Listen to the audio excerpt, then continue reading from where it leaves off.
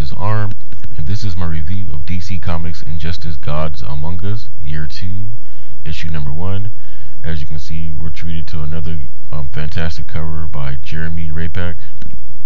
In this series so far, I really loved his artwork. It's very sketchy, it's very expressive, it's very graphic, and it lends to the overall tone of the story. Written by Tom Taylor, pencils by Bruno Redondo, inks by Julian Hugonard-Ebert, colors by David Lopez of Ikari Studio, and you can see the rest of the credits right there. I'm going to start doing these comic book reviews. I'm going to shorten them a bit, pretty much getting to the point of the key scenes, where I'm not going to go over every last scene in these books because these videos are becoming too long, and I'm sure no one wants to sit and listen to 18 minutes of me just talk about a comic book. It is thorough, but yet, I'm going to just get to the point with these comic books, so here we go. This issue, number 1 of this year, of the second year, starts off with the Black Canary.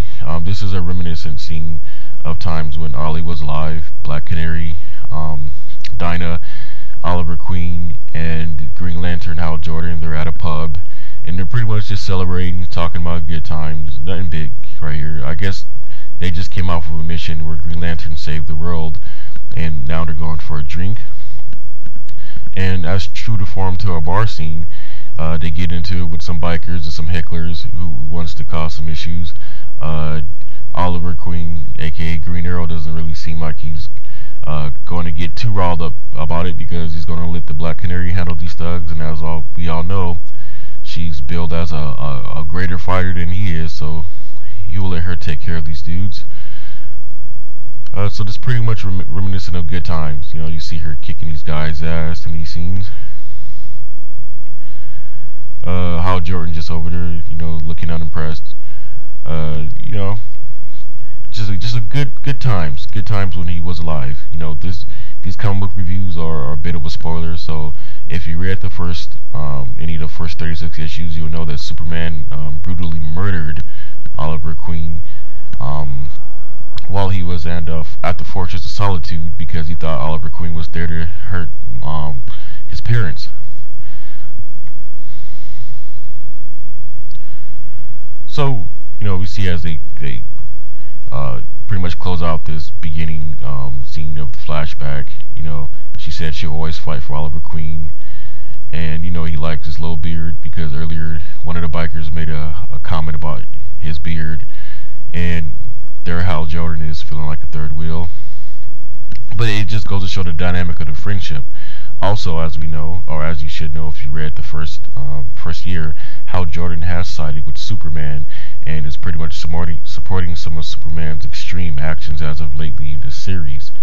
So then we fast forward to now, and they're at the memorial for Green Lantern, loving husband, friend, and hero. In this series, him and Dinah were married, and that's his grave. They give him an arrowhead tombstone, as they should. And you can see there's Hal Jordan with Dinah grieving. These scenes, even though they don't have much dialogue, just the expression on the character's face shows a lot of pain, disappointment, shock. You can see the leaves blowing in the wind. You can tell what kind of day it is, a windy, cold day, eerie, and then they all walk off. And then Hal Jordan at this point has a nerve to approach Dinah, and she's asked him, "Are you standing with Superman after this?" After he pretty much beat Oliver to a pulp, and he replies, "I am. The world is a better." He didn't mean to what? I can't believe these grown superheroes are making excuses for Superman's actions in this series.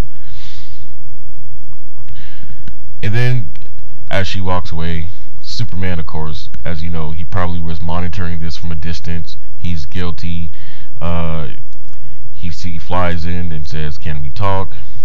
And he tries with some half-assed apologize. "I'm sorry, it was an accident." If you've seen that scene, it wasn't an accident. He pretty much just walked up on poor Green Arrow, with his eyes lit, and he beat the hell out of that poor man.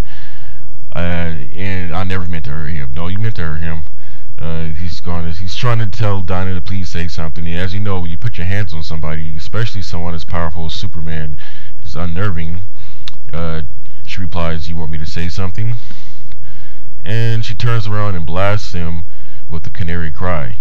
I can guess that because she was grieving and she was upset and maybe a little scared. That was probably the most powerful canary cry she's ever delivered to anyone, because it actually caused some blood to come out of his ears. You know, he does have super hearing, so that just magnified it. And then he flies up with his eyes lit, with his heat vision, as always. You know, he's showing his ways, and grabs his mouth.